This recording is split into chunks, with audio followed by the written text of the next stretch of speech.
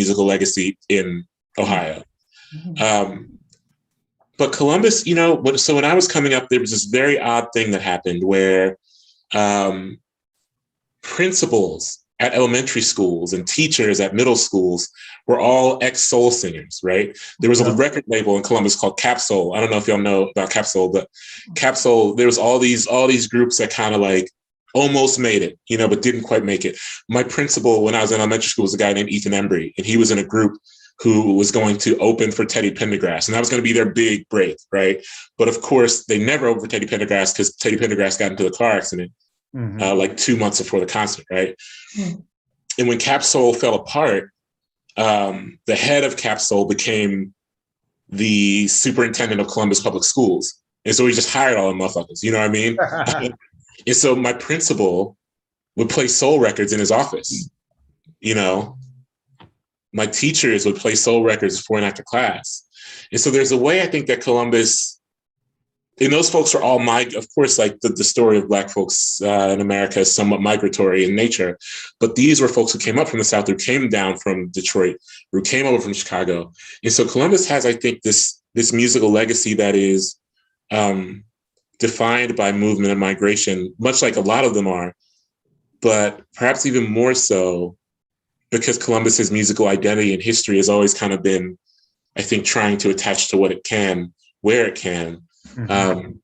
Whereas I do think that Cleveland's a bit more defined, and Dayton is like significantly more defined, and even Akron. I mean, Akron is, you know, the Akron sound, while short-lived, was a very real moment, you know? And I've been envious of that in a way. Columbus has defined musical history, don't get me wrong, but I've been envious of the ways that other Ohio cities have defined a sound for them. Well, it's easy to start at funk, so I'm actually gonna, you know, rewind a little bit to the blues and its connection to Ohio, because I think you raised an important question or a point, but an important point about what Detroit we know, right? And I was thinking about Detroit recently, about how little I think about the Detroit blues, you know, or Detroit Black rock, and there's a huge, rich history there. But Hanif, you talk about the blues in important ways, and the blues kind of being the sort of mother of this Black American sound. And I discovered that Mamie Smith, for those of you who are watching who might not be aware, she is the first Black person, and happens to be a woman, to record the commercial blues, right? Clearly blues existed long before it was recorded, as we know. Things that be percolating in the Black underground communities for centuries before they're discovered.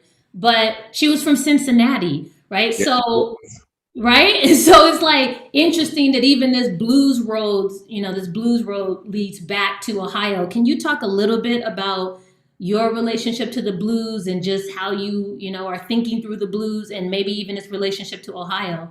Yeah, I mean, you know, Mamie Smith, I know Adam will correct me if I'm wrong in this, but I think like Bull Moose Jackson's from Cleveland. And Bull Moose Jackson's like more of a, you know, he came along a little later. But there's a thing that I've been thinking about lately when I'm thinking about how to delineate like blues versus anything else. And there's that old adage about you don't play the blues, you have the blues. And I think that people who are not Black, I think sometimes get that wrong because they align it specifically with sadness. But I actually don't think it's sadness. I think it's an understanding of the world's ability to dole out suffering. It's an understanding of one's capacity for suffering versus the world's capacity for suffering. And I think that's different than sadness. Right. Yeah. Because I think within that understanding, in the middle of that understanding, there's also celebration. Like I think all the time about like Delta blues and like Hill Country blues, and how so many, like Junior Kimbrough's, those songs are like party songs. Like Junior Kimbrough are, but like a lot of these guys are like playing party songs. And even like maybe like even a lot of the old blues women, you know, America loves to attach, particularly Black women, loves to attach only tragic narratives to folks. But not all those songs were sad songs. You know what I mean? Some of those songs were defiant. It's not just like, this man left me, it's like, fuck that, I don't want that man. Right. It's sometimes it's like I'm coming to get your man. You know what I mean? Like there's the blues is I know that we understand this, and culturally we are steeped in this understanding, but I often think sadness is the least, it's on the bottom of the list when it comes to what, and I think that is a very, very Black American overarching presence to understand suffering, but know that in order to arrive at the other side of whatever. So this is what we talk about when we talk about like the blues existed before recordings, because the knowing of what produced the blues is just simply the Black American condition. Oh, absolutely. And now there is the I'm going through it, I'm down bad side of the blues, right? Like there's a brother who gets interviewed in the Wattstacks documentary when they ask him what the blues is. They ask several people this, but one of them's response is, I've been down so long, getting up ain't even crossed my mind, right? And so even the wit in the wordplay in that is part of the tradition, as well as being down bad or whatever for those moments. But yeah, the push through, the turn up, like, fuck all this. That's gonna be there anyway. So we're gonna take this, this right here. And like, just to put a little bit of contemporary context on it for everybody in the room. So there was the Archiving the Black Web conference a couple of weeks ago, and quite a few people were in on that. And one of the flashpoints that got some conversation. So when you talk about Black Twitter, and the fact that everything is going to be jokes on a certain level, like there ain't a thing that inside Black Twitter we won't get them jokes off about, no matter how serious it is, right? And so if you're looking from the outside, some people might think, well, we're not treating those topics with the seriousness they deserve. People are going through, they're in pain, they're in suffering. We can do more than one thing at one time. We know that we give it its due, and there are those mechanisms where, that's going to be there anyway. So we still going to laugh it up. We still, back to the music, we still going to turn it up. Chicago blues is a great example of that, where that party tradition remains no matter what else is happening in Chicago or anywhere else. Which also, humor is a function of, grief has to be more than just sad. That's one thing. It's required to be. That's right. It's like particularly for Black folks. So I think universal, I would say it's required to be more than just sad. But also, humor is such a great vessel for clarity. Yeah. Because of the communal nature of the coming together of it, and through that community. I remember, I will never forget, speaking of Twitter and Black Twitter, the night that the first ever Rachel Dolezal interview hit. And I hate to bring Rachel Dolezal into the room, but I remember it so well because everything was so funny. And that was like an absurd moment. That was like an enraging moment. But I remember the fact that like the level of absurdity, I just turned to Black folks and there were just jokes and jokes and jokes and jokes, because we'll get to the clarity after we get the jokes off. Because it's so absurd, we laugh our way to something that feels clear. There are countless moments like that, but Well, the Navy, that was one of the moments. Oh yeah, the nigger Navy. Yeah, but I also want to say the joke as a theoretical framework to talk about some issues, right? It's not even I'm like, what is Black Twitter saying? Because I know within the wit is, serious sort of intellectually astute challenges to, various forms of structural racism, white supremacy. Just for a quick second, in the spirit of DJ culture, I have to shout out the amazing room, because quite honestly, the chats alone are giving me the impression that we're in a conference, right? So shout out to, first of all, DJ Reborn, representing Chicago, and Tony Bolden is in the room, as I said before, Andre Brock Jr., Antonia Randolph, and just making incredibly important points, yes, about the blues, going back to this pushback on the blues as being driven by grief and sadness. And someone talked about Lucille Bogan,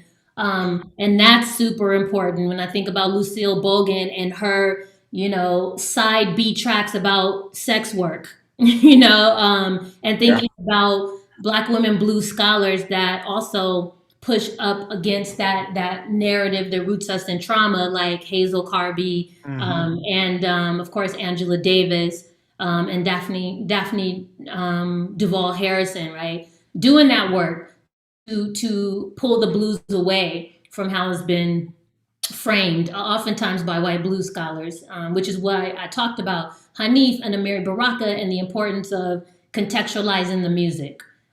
So I want to get into another piece. I want to really think about the way, Hanif, that you write about women. And you talked about Nina Simone, of course. One of the things I heard you say in an interview that is that one of the first songs you remember hearing was Nina Simone's Pirate Jenny, but also the way that you write about Whitney Houston, of course. I think we could just start with those two, Nina and Aretha Franklin, actually. Yeah. So if you could just, I know that's not even a real question. I'm just kind of thinking about the tenderness that you write with about women, and you can talk about any of those women and kind of what brought you to their work of, Aretha, Nina. Well, I think the short answer is end. I'll start at the end. I said it already. I'm just so bothered by some of it is like a correction of the record, because I am so bothered by how specifically Black women are painted as tragic. Is it a tragedy that Whitney Houston is no longer with us? Yes, I feel that. But Whitney Houston is not a tragic figure.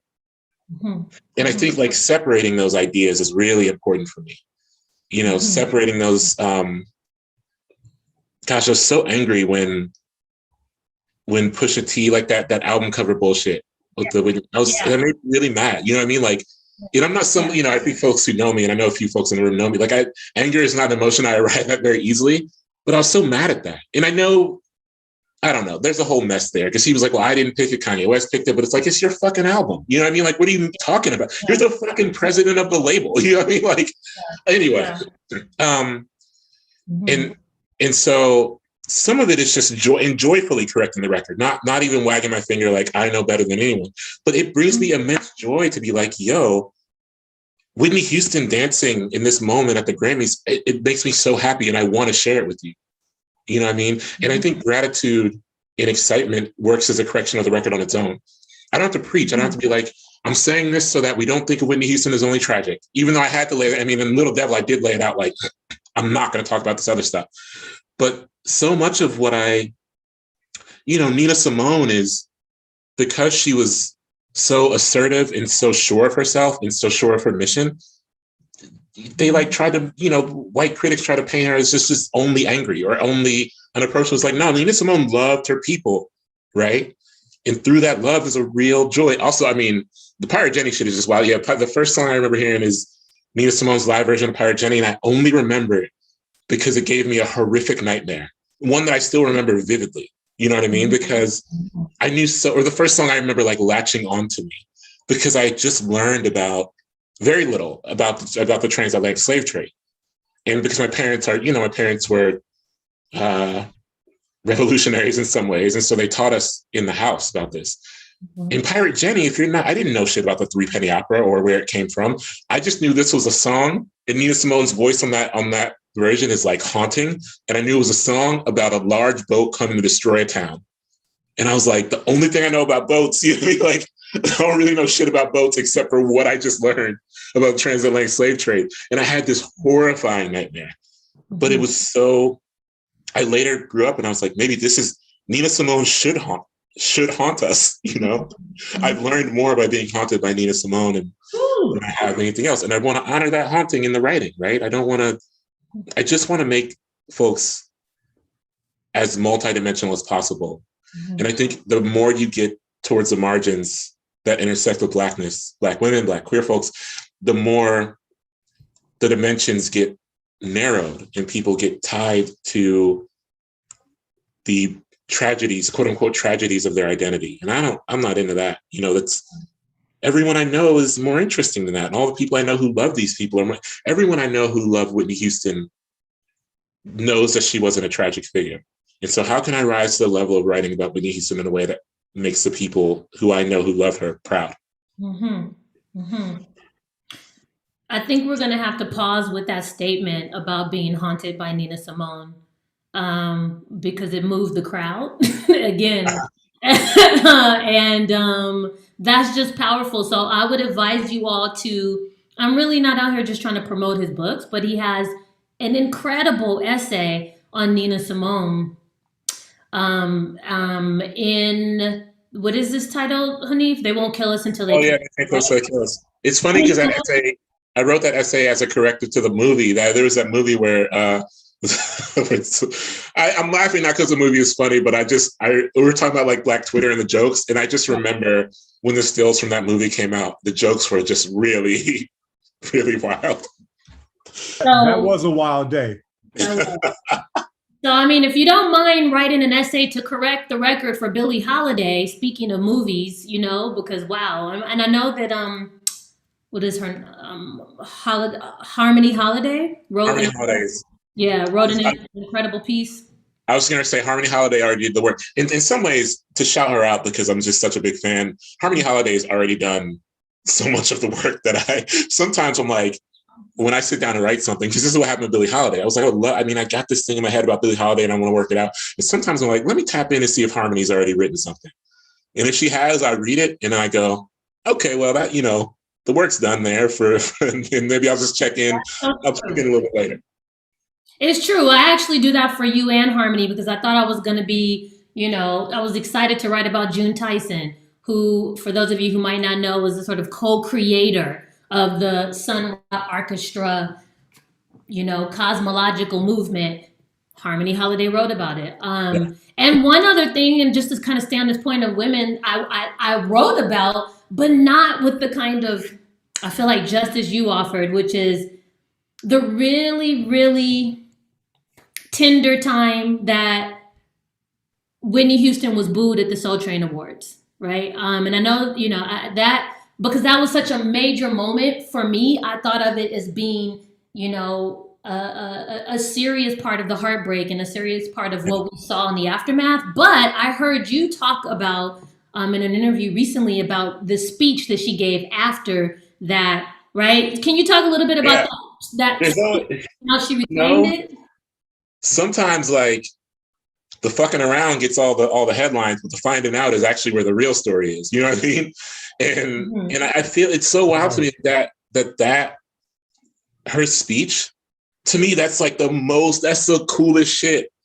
And it never gets talked about, you know, like I didn't even know that speech existed until like 3 or 4 years ago when I was first kind of delving into this piece. And it's at she won the Sammy Davis Jr. Entertainer of the Year Award in 90, I'm going to get the year wrong. I think it was 93, 94. And she gives this speech that is in part about Sammy Davis Jr. And she does this thing where she talks about, she has this line where she talks about how Sammy Davis Jr. not only had to endure an onslaught of racism from the white community and in white peers, but also had to face, I don't know the word she used, and discrimination is not the word, and I don't want to shortchange her eloquence, but she used the word, it's something like he also had to face derision from his own people. And when she said his own people, she kind of did this one very quick once over of the audience, and just that quick look was letting them know, like, I haven't forgotten. You know what I mean? Like, I have not forgotten what happened here. And she didn't have to say anything. You know what I mean? And it's one thing to be like, well, Whitney showed up to the Soul Train Awards and got her Sammy Davis Jr. Award and got a standing ovation from his audience, and it was all love. It was all love. But it's another thing to be like, it might have been all love, but she also clocked them. You know, she also knew like it's all love, but like I remember the bullshit. You know, I see you. And it undresses this idea of Whitney as only this, particularly that era of Whitney from like early 80s until like Bodyguard era. It undresses this idea of Whitney as this quote unquote good girl who didn't stand up for herself ever. Or this docile and kind of like, you know, the kind of shit that you know, with respect to Clive, you know, with respect to the labels and all that, the kind of shit they tried to project upon her. You know, and I don't know. I should stop because I really genuinely love Whitney Houston so much because she was a bridge to like my understanding of what pop music could be. Like she was the first pop star that I knew as a pop star. And it was like someone I heard my mother sing along to. And she was, I don't know. She's just, to me, she's just massive. Yeah. I mean, you talk about her, or you write about her just incredibly well in the book. And I want to stay on this question around audiences. especially as a sociologist. And I feel like I became a sociologist because I was raised by Public Enemy, you know, like not so much the degree, but you know, you talk about audiences. So the Soul Train Awards and her being booed, you talk about, you know, and give us the history on the Sandman at the Apollo, which was incredible. First of all, it made me realize that I hadn't even thought about him beyond his little dance. I'm like, oh, he does have a story. Damn, he has a story, right? But I want you to, this is going to be interesting for you because I know you watched this documentary a number of times. Would you talk a little bit about the audience in Amazing Grace, the film? I would love to, because I think about it all the time. Actually, I just had to talk about this. I was lucky enough to be in conversation with Fred Moten, and we talked about this, about how like, it's interesting because I wasn't raised in the church. You know, I was raised Muslim, right. But I had a relationship with the Black church, in part because I lived directly across the street from one. But also as I aged, I spent more time with Black folks in Black churches, for funerals, for weddings, for moments of praise, all across the country. And particularly, I remember being in a church in Mississippi and being like, oh, the idea of audience here is such that the audience is embodying, the audience is as much a part of the building as the structure itself. Yeah. Right. There's a breaking down. And we could talk about, I mean, there's ways that we talk about this romantically in performance. It's like, oh, the audience is a part of the performance. But I think in a moment like Amazing Grace, there's a complete breaking down of every single interaction between performer and so-called viewer, right? There's this part there, I mean, we watched it. We watched the stage come apart. There's that part there when Aretha's singing Amazing Grace where James Cleveland, Reverend James Cleveland is like, I can't play the piano anymore. I'm going to sit down and I'm sitting down in the pews and I'm going to cry. There's that part where the choir like unravels and starts throwing shit at Aretha and like cheering her on, you know? And there's parts where like the choir, there's that part during How I Got Over where the choir like really gets to the next level and Aretha snaps her head around, you know what I mean? And it's not like, she snaps her head around, not like, what are y'all doing? It's like, I see you, you know what I mean? Like, we're doing this now. Yeah. You know, there's that part in the second night where Miss Clara Ward like scrunches up her face and makes that face at Aretha during Never Grow Old, but it's not a face like, it's like, why are you doing this to me? You know what I mean? I cannot endure this. All that type stuff, these kind of small interactions that build for a breaking down of audience so that Aretha is both performer and audience member. And, you know, Alexander Hamilton's choir is both come on both choir and audience member, right? And James Cleveland is both like vessel and vehicle, but also, I mean, and he is someone who I think is more audience member than Reverend at that point. You know what I mean? Right. Like all throughout that documentary, he's so good. If there were like a best supporting Oscar in a documentary, he would get it. He's so good. He has that thing about like, because he's like playful, but also unafraid to be very emotional and viscerally emotional. He has that moment where he's like, you know, they didn't let me cut up on the first night, but I'm gonna get my dance on the second night. He's just like I don't know. That's what I think about with Amazing Grace. I've seen it like and Aretha's Pops, you know, of course, like yeah, exactly.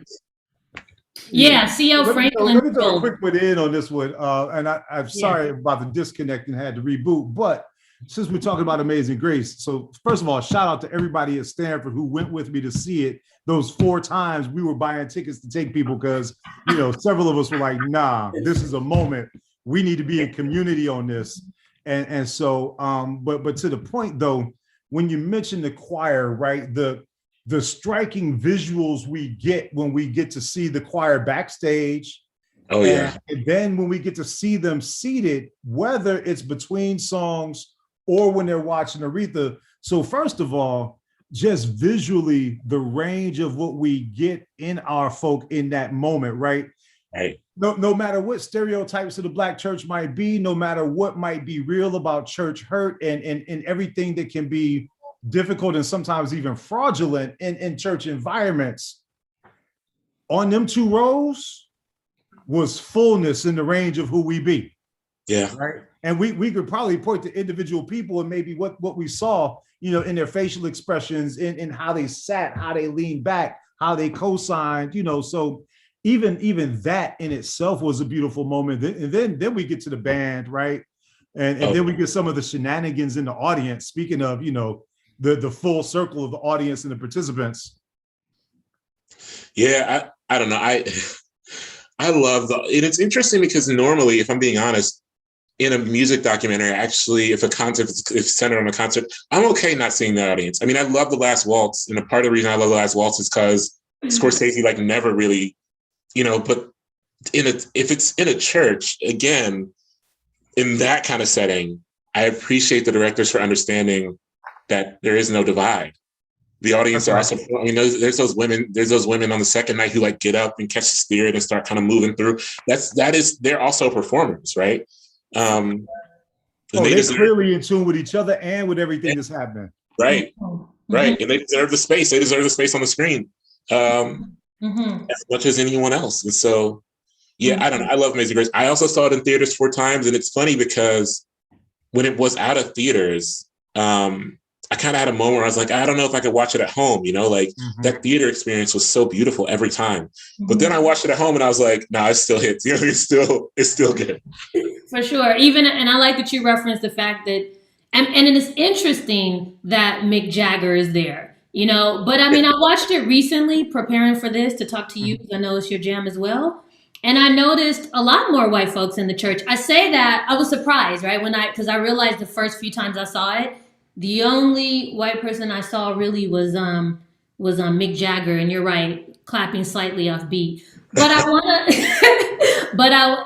think he had the nerve to be high in the black church too. But not just any black church. So let's do this, right? I was like, what's going on, Mick? I'm not sure if you understand what we meant by catch the spirit. But what I do want to say, which is really interesting to both of you, truly, I can't believe it. And also shout out to Scott Brown, who was also an Ohio Fund scholar. But what I want to say to both of you, or ask, is how the hell did LA gangster culture become known for G-Funk by way of Zap? What more bounce to the ounce means to Black LA is so interesting that folks get confused in thinking that Zapp and Rogers, right, is from LA. What do y'all think about that? Let's talk about this relationship between Black LA and Ohio. I'll let Adam jump in on that because I feel like you probably have a better answer as someone, although I could talk about Zapp. Well, see, yeah, I don't know if I have a good answer on that because we know with the West Coast relationship to funk, they were drawing on so much, right? And so that moment is definitely a signal moment. We almost need to bring Tony Bolden up in here for this one, out of the chat and onto the screen. Sidebar, this brother's book, Groove Theory. If you want some real conversation about funk, please check my brother out. And a piece I still teach is his guest edited special issue of the American Studies Journal on funk. Brilliant essays on there, everything from Zapp to Janelle Monáe to Michelle Ndegeocello to LaBelle. And so we got some brilliance up in here. So the sonically, it's been well documented what those architects were drawn to in the funk, right? The stretched out beats, the slowed up tempo, the heavy bass, but with so many other elements going on into it too. And so how that particular song hits with the heart of your question though, I don't have a whole lot to put on that one. Yeah, but I mean, just think about it, that how, Ohio funk is perfect for the Crip Walk. So yeah. I'm just saying, like, this migratory connection to, and almost like Ohio too as ghostwriter for these other Black regional personalities. There's also popping and locking though, right? Which, right. I mean, I think like more bounce to the ounce, like Ice Cube talks about how he would see pop lockers kind of doing that, right? And that song being a vessel for that. And a lot of Zapp's music, I mean, like watching, an interesting thing about watching Soul Train lines, Don Cornelius loved himself some Ohio bands, loved them. I guess I'm not speaking with authority. I'm only speaking off of the frequency with which they appeared in Soul Train lines. He loved them, and you could see this. You could kind of see these rhythms and movements that became popular in Los Angeles dance. Yeah. And to kind of put another layer on it, Lynnee, this is a question for you. Since you mentioned crip walking. No, I don't bang anymore. No. Oh, see. No, go ahead. No, right. See, I love that. No, but so, I think about all them images in that video of, from them years.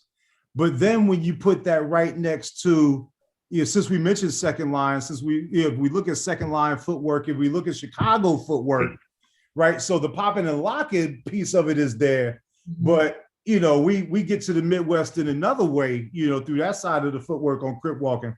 Yeah. Oh yeah. Detroit jigging. Right. Yeah. Absolutely. Yeah. No.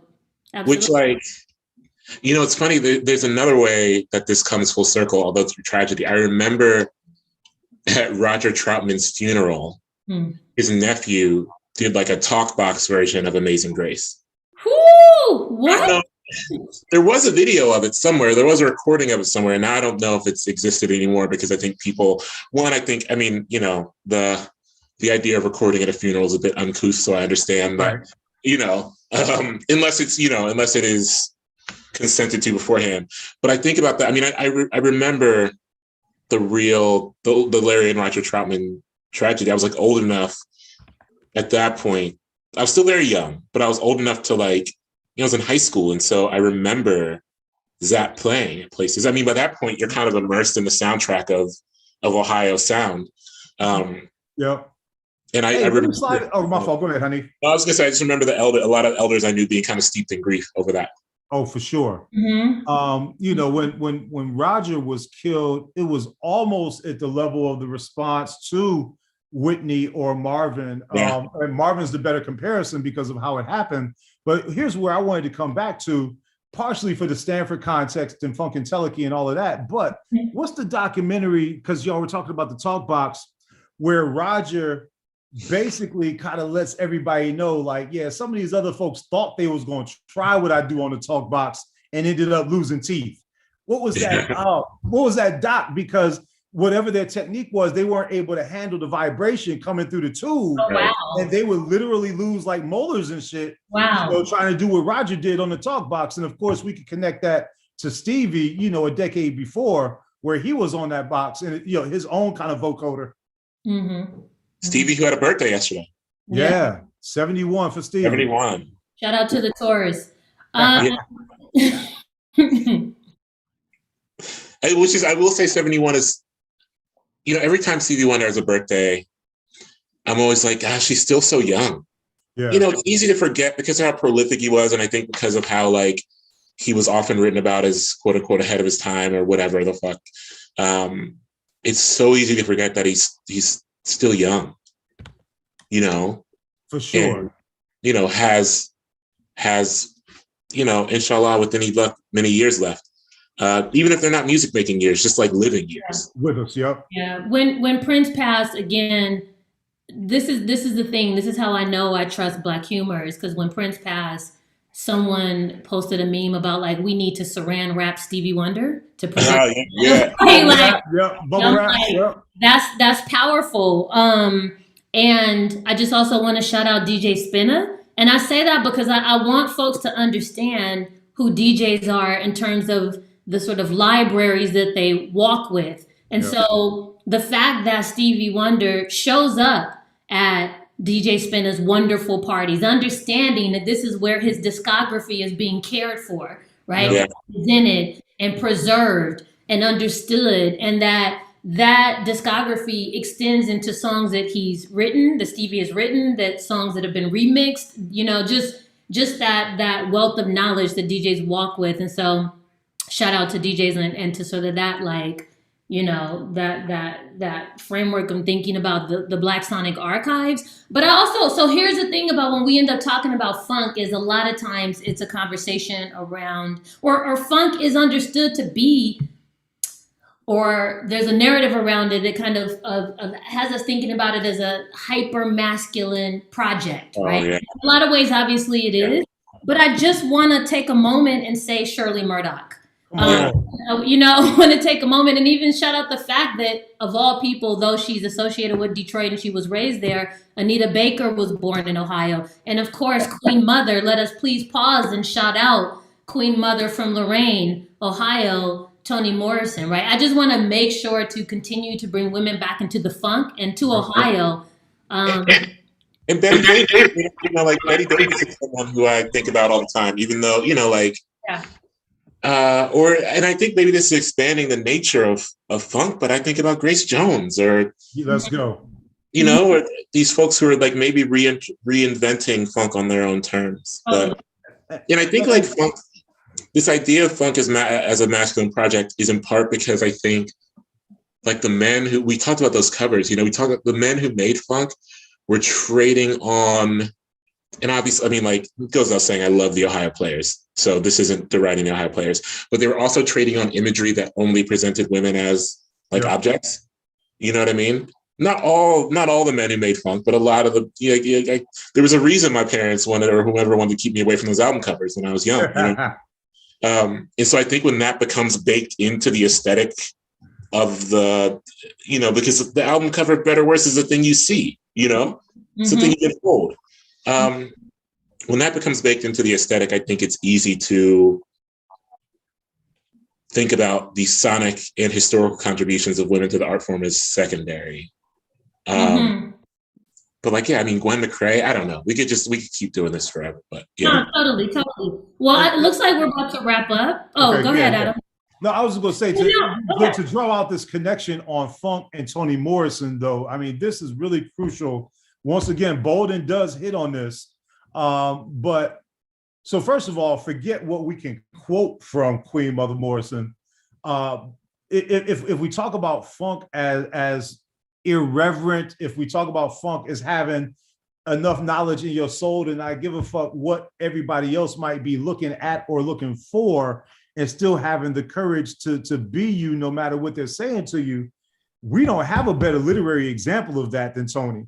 Right. No. She made this case consistently over decades before she got on, when she was editing for other people, when she got on, and post all the awards, right? And so, you know, we really need to lift that up about her if we're going to move from funk as genre of music to a trope or a sensibility through which we can read the world. Come on. I started with Toni.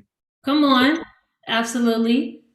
I couldn't say it better. And I mean, folks who know me know I'm just a massive Morrison disciple. And so, yeah, that's perfect. That's real. Yeah. Well, let me just say, because it looks like we have a few more minutes. I do want to say this. I want to shift gears a tiny bit. I do think we need a part 2 to really get into Ohio in a different way, because Bootsy, Isley, I mean, there's just too much, you know, for an hour. But I do want to shift gears a little bit and talk about A Tribe Called Quest, you know, because that New York Times best-selling book, quite honestly, it was more important to me than I knew it should have. The New York Times was late on it. I read it and was like, are you kidding me? I hope y'all find out. But anyway, students love it, the accessibility and the storytelling. But what I want you to talk about a little bit is your research, because there are a lot of writers out there that I know are jealous of you in the most amazing ways, because you do this thing that many of us struggle with, which is to tell 10 stories within one, right? And not have us be lost in the narrative, right? The arc is there and we land. Talk about your research for A Tribe Called Quest. Yeah, well, the research is how all those stories get tied together, right? Because I think about research as I'm excited about it. I know that some writers don't love doing it, and I get that. But I'm excited about it because I want to uncover the uncoverable. And through that process, there's something else to uncover, right? Or there's something else that points me in a direction I didn't think I was going. So it makes it easy to tell 10 stories in one, because through research, I'm finding 30 stories. And at least a few of them got to connect, you know? And some of this it boils down to sampling too, right? And like understanding what sampling actually is and does. And how sampling, you know, it's so funny. Today, I'd heard somebody play a clip of I didn't really listen to this album, not because I'm like too high and mighty to listen to Nicki Minaj, but I, just wasn't, I didn't, but somebody posted a clip of the first song on her new album that samples Heather Headley's In My Mind. And I was like, yo, I've heard that sample used. I've heard, and it's funny because it's just a little corner of Heather Headley's In My Mind. It's just like a 12-second window. And rap music has taken that 12-second window and like reframed and refractured it and nine different songs since like 2007 or 8. First time I heard it was on a Jeezy mixtape, and it's been in songs almost every 3 years. Starlito and Don Tripp, Young M.A. had a sample. And in some ways, that's telling 10 stories in one. Absolutely. Because it's the same song. It's the same clip. It's the same little bit of a song. But to rework it and ask people, are you willing to hear it differently? Are you willing to see it just a little bit differently? That's telling 10 stories in one, because by the time we get to the end of the story, it's still Heather Headley. You know what I mean? It's still her voice. It's still her creation. But we've now heard it 8 different ways. And that is the telling of a story.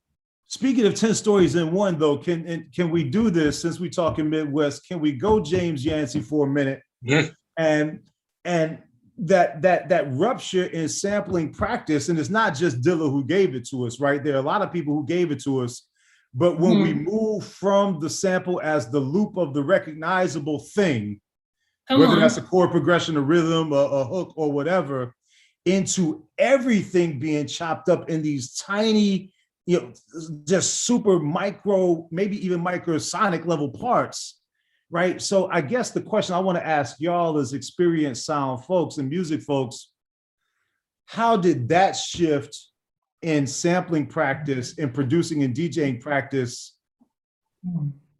talk to you about hearing music differently? Since we know that an individual track can have 30, 40 different things loaded up in it, and most of them credited and sourced now. Right. So like, because it's easy for folks who may be looking from the outside. I don't think anybody in this room, but to think of the sampling era as only the recognizable hook. So what do y'all do with that once the practice changed and so much other stuff came into it? I'll say this just real quick, because another way to tell multiple stories in one, like more than Tribe Called Quest, I would listen to the Bomb Squad growing up. Because Bomb Squad was so good at just packing samples into songs and then making them almost like not only unrecognizable, but like unapproachable.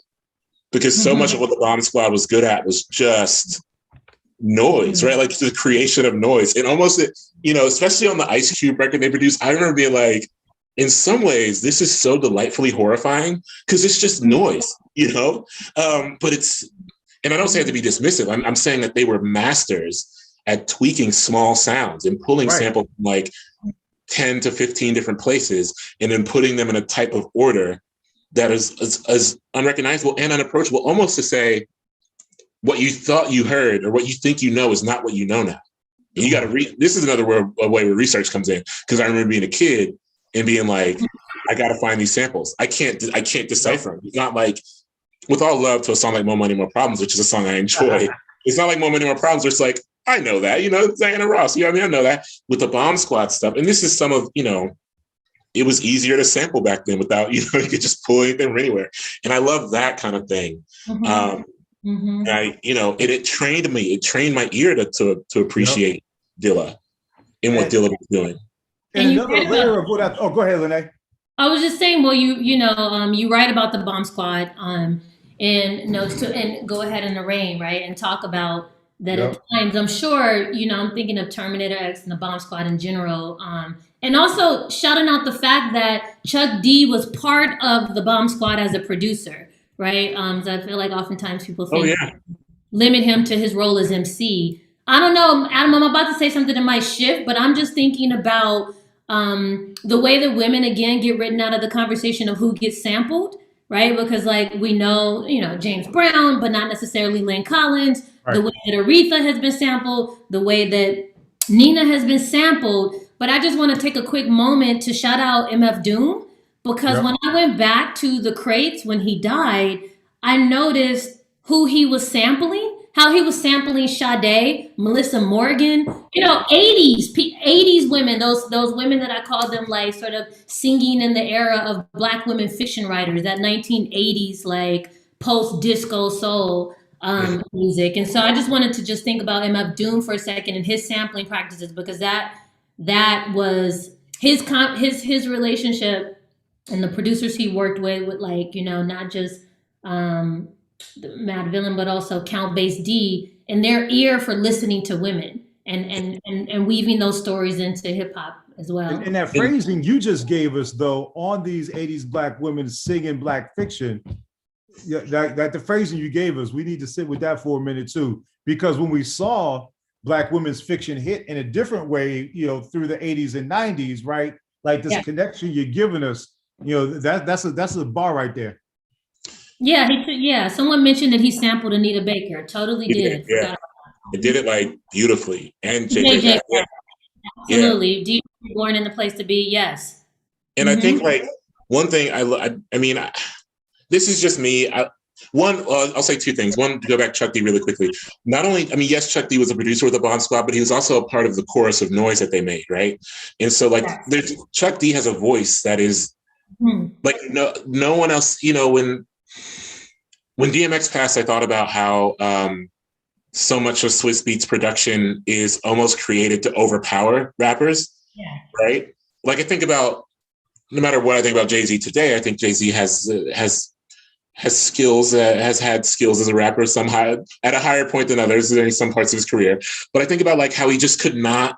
I remember hearing On to the Next One when it came out and being like, oh, Jay-Z can't keep up with this. Like he's not able to. But DMX used to just like dismantle those beats.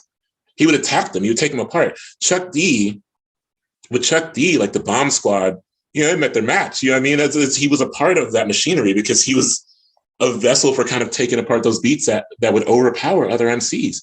And I will say that like one thing I love about Doom sampling, there's something I like about sampling a woman singer without a really intense manipulation of her voice.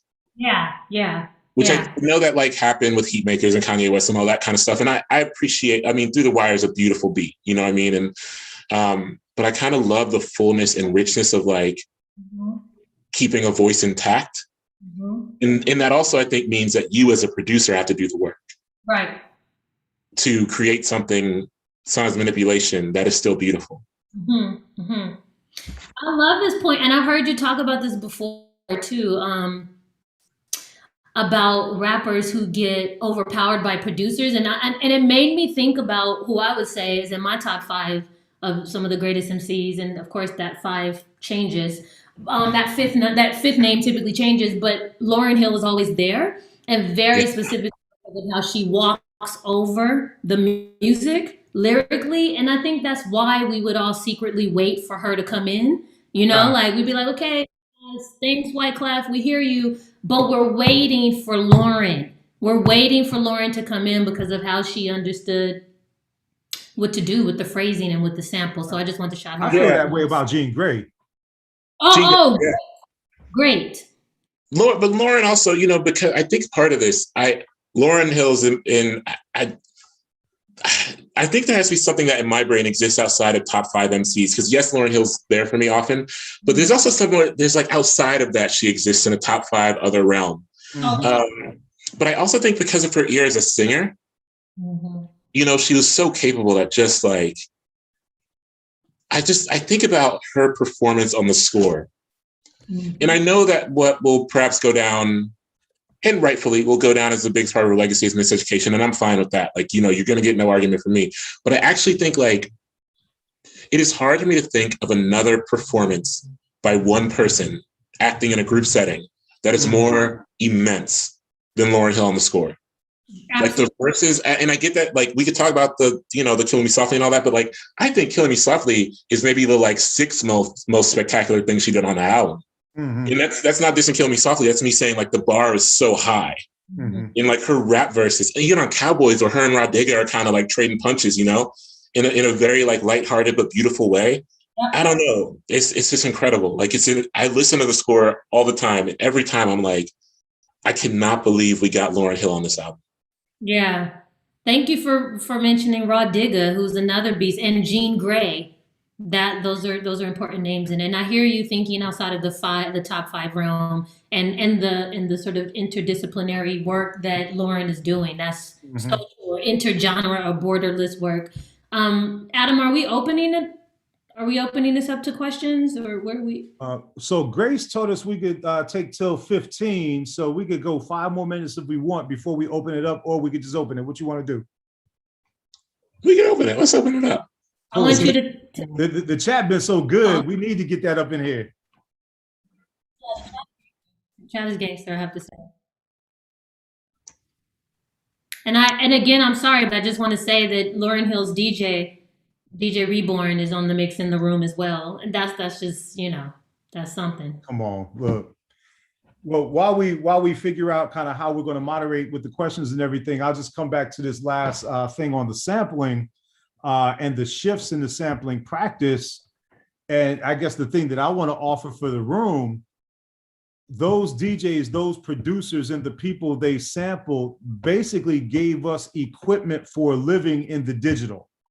Mm-hmm. Where in an era of information overload, any single thing, either with or without context, can be chopped. And so I was playing about gifts earlier, but meme culture and gifts are the perfect example of that. And of course, we look at what Black folk did with that in the digital realm, but how we take sometimes the smallest little, like this one drum kick, this one hi-hat, this one horn blast, and we put it in another place and make it tell whole other stories. What is that if not meme culture and gift culture, right? What is that if not RIP Vine, and then what we have now with TikTok? So I just want to kind of share for the room that what our sonic architects give us even goes beyond the music. Absolutely. Repurposing found objects, Exactly. Mm-hmm. That's in the digital world in particular. Yeah, I see what you did there with the full circle on the course. If no one's going to jump in the chat with a question, which is fine, Lynnee, can I ask who your other top MCs are? I'm just always, at least today, I'm always curious to hear this. Or at least today, Most Def is in there. I refuse to give us a number and where they are. Oh, of course. It's Most Def. It's Lauren. It is Pharoah Monch. It is. I would put Jean Grey in there today. And I just want to be real to myself. Jay-Z is in there for me. Not every, of course. Listen, he has a body of work that also spans decades, but I think he is an incredible MC. When I think about just him at the top of his game, for sure. I mean, body of work is such an important thing to me. Like, body of work is sacrosanct, and why I think I love Andre 3000. I really do. But I don't think he's a top 5 MC because I don't. Yeah. The body of work is, I think you have to be able to carry a solo album on your own. That's important to me. And I know that everyone has different criteria for their top folks. But yeah, I saw, oh, hey, Portia. Portia asked a question about artists from around the diaspora. I will say this. So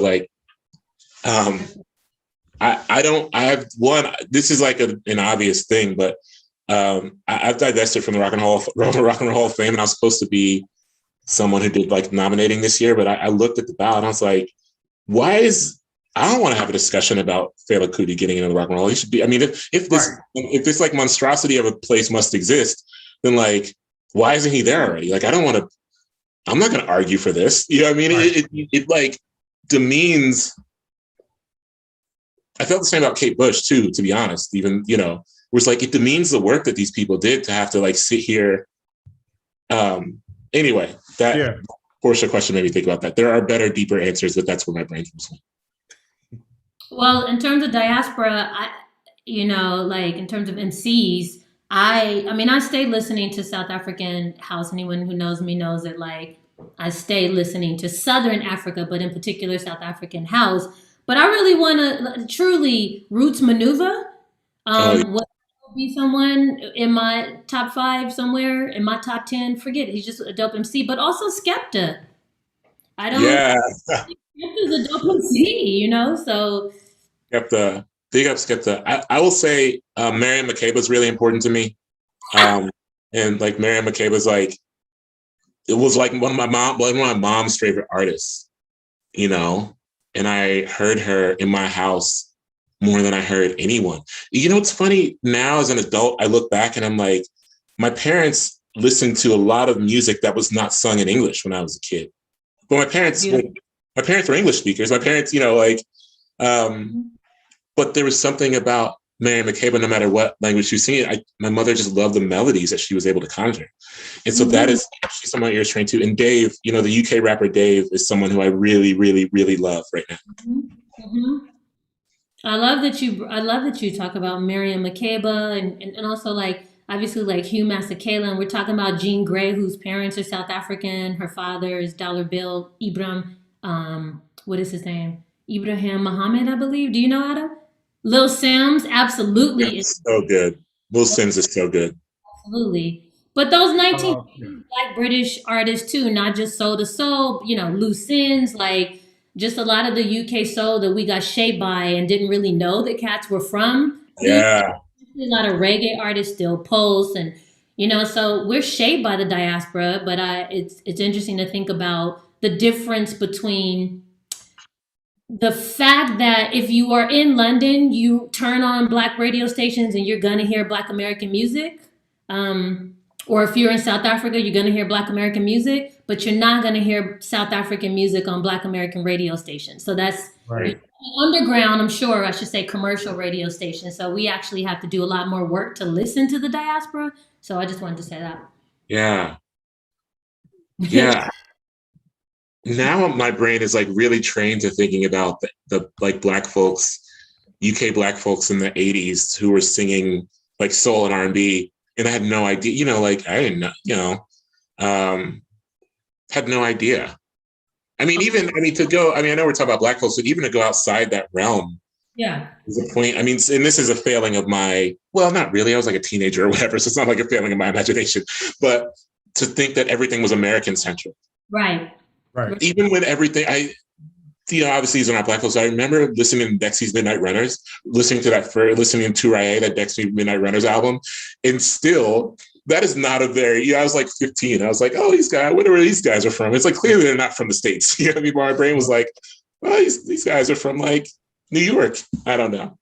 Yeah. And you know what's wild is that in every era, even in some of the US Black context, we have a number of artists who have been committed to traveling, to being in community with artists across the diaspora. And we obviously get a lot of that from African and Caribbean artists and Black artists in other parts of the diaspora too. So like, it would be really interesting to see somebody map those travels the way Dizzy Gillespie went to Cuba and Brazil intentionally because he wanted to build with folks down there, right? Or you're talking about folks like Makeba, or Masekela and folks like that who are known. But I think every era has its version of that. There was a moment in hip hop we were starting to get some African sounds and Indian sounds and sounds from the Middle East sampled slightly up in some of the commercial hip hop. And I kept waiting for, okay, where is this moment gonna go? And damn, we back to the other stuff. But I've been given the sign from from the wonderful Grace Talek, who has helped to organize this event. So first of all, big love and big thanks to Grace for everything on the organizing side, because that work is not easy. And as Lynnee said, and I'm sort of filling in for Alon and doing the rap here, but as Lynnee said, we need a part 2 of this somehow at some point, maybe in some hybrid format where Hanif, Lynnee, we can get y'all to the campus in the physical and still be able to invite people to join us on the virtual who aren't able to be there with us. But we got to continue this conversation in one way or another. Hanif, thank you so much for your presence here today, family. Lynnee, I tell you what I think of you all the time, but your generosity of spirit that you bring to the intellectual work is just as important as everything that you do brilliantly in all the interactions. And you showed that in so many ways tonight. Thank you for being who you be. Ida, programming, writing, and rhetoric. Yeah. No, thank you, Adam. You always, I see what you do here and it's not working. Thank you, Adam, for the work you do. No, seriously, thank you for the work that you do and for making this conversation possible, right? By having me at IDA and being super open to Hanif coming and joining us in this conversation. Thank you so much, Hanif, for being here. And I'm going to throw in a quick fact that Hanif writes about Josephine Baker being in France, living in France, being politically developed there, being an activist, coming back to the civil rights movement and talk about her experiences there. But that's a whole nother story. Going by the book. A Little Devil in America, right? Black Performance, a number of books. So go and check that Wikipedia page and his works and buy a book today. Poetry, whatever it is, buy a book. Thanks, y'all. This was a dream. This was like what I want, just chopping it up about music. I could do this for hours, and I would love to have a part 2, part 3, part 4. Yes, yes. So Hanif, when you think of that class you want to teach out here, let's chop on that. Yeah. So I've said that in public on purpose, so we got witnesses. Yes. No doubt. Thanks, y'all. Be safe. Gratitude, everybody. Peace. Bye.